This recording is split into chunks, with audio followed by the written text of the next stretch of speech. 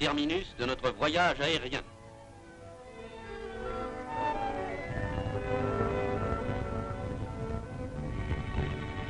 Le commandant de bord descend le premier. À notre tour.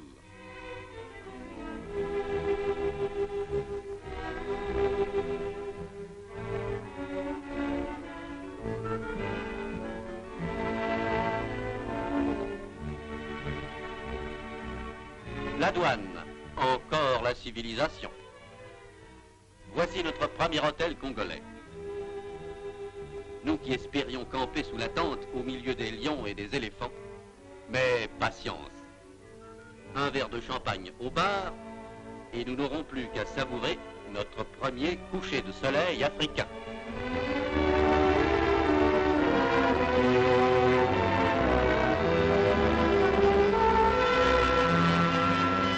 Le lendemain matin, le chauffeur nous attend, en bavardant avec son camarade, qui nous servira de boy et s'occupera de notre linge avec un soin jaloux.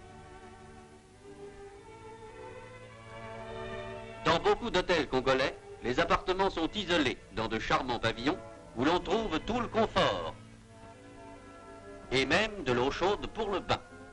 Système ingénieux qui remplace l'eau courante. Le petit déjeuner est une merveille. Il commence toujours par une papaye. C'est un beau fruit, gros comme un melon, frais et juteux. Arrosé d'un peu de citron, il ouvre l'appétit. Contraste, le marché indigène.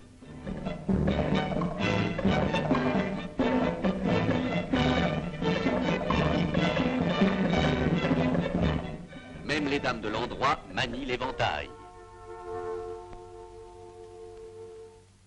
Semblables à tous les enfants du monde, les enfants noirs aiment ceux qui les aiment.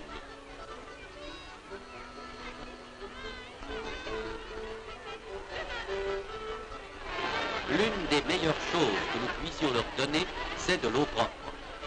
Une belle piscine, voilà qui fait leur bonheur.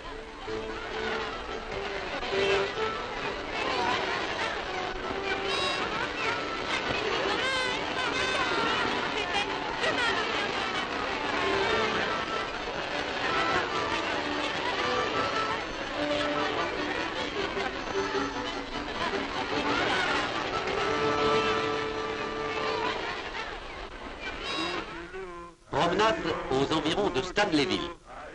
Pour la première fois, nous prenons contact avec les autorités locales.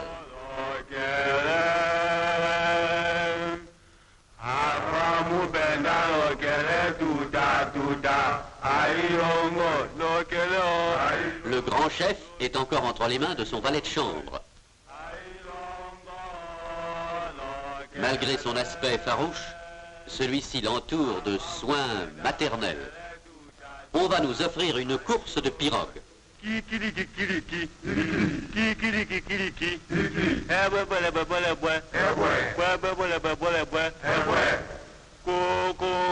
Les longues et lourdes pirogues, taillées dans un seul tronc d'arbre géant, sont mises à l'eau.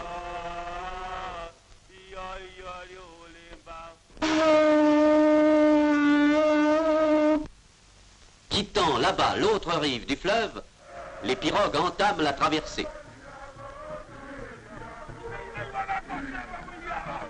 Dans un style impeccable, malgré la chaleur lourde, ruisselant de sueur, s'excitant par des cris, encouragés par le tam-tam, ils donnent tout ce qu'ils peuvent. Le spectacle est d'une violente grandeur sauvage. Les équipes sont d'égale valeur et l'arrivée se fera, comme on dit, dans un mouchoir.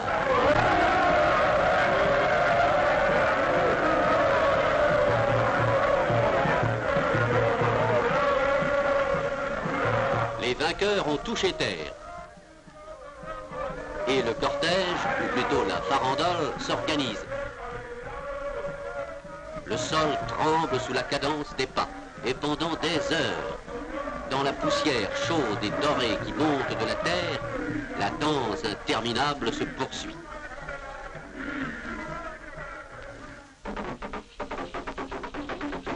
C'est la même atmosphère frénétique que nous allons trouver chez les Topoké. Le tatouage est une épreuve de courage lors des cérémonies d'initiation à la vie tribale. Il est aussi un signe d'identité.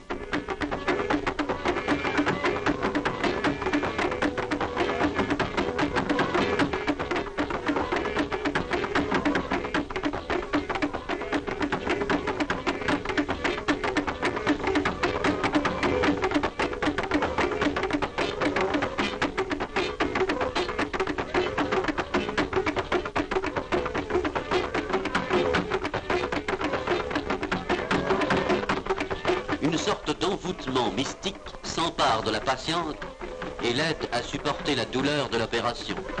Elle reste impassible, comme étrangère au coup de lame, tandis qu'elle participe à l'exaltation qui soulève le village tout entier.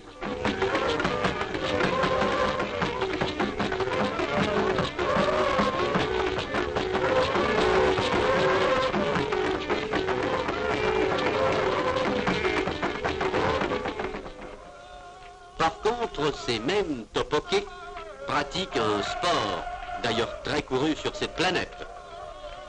La lutte, en honneur chez eux, rappelle curieusement celle des Japonais.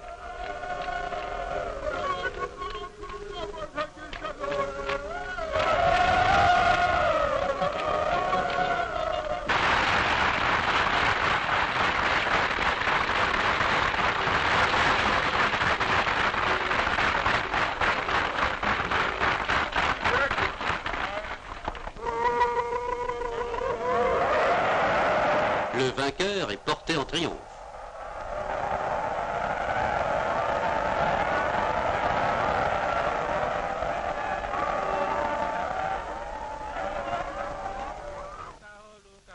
Le voyage prend bientôt des allures d'expédition.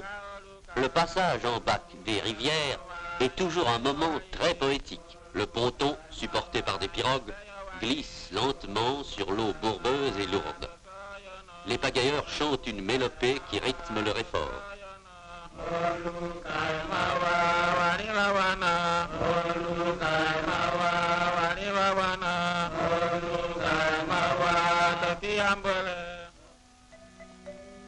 On devine l'émotion des premiers blancs qui se sont aventurés dans cette Afrique inconnue. Et lorsque nous mettons le pied sur la rive opposée, nous nous imaginons naïvement découvrir des terres nouvelles.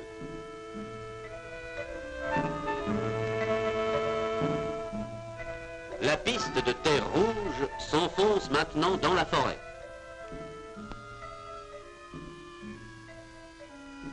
Parfois, les arbres calcinés par un feu de brousse ont de grands gestes désespérés.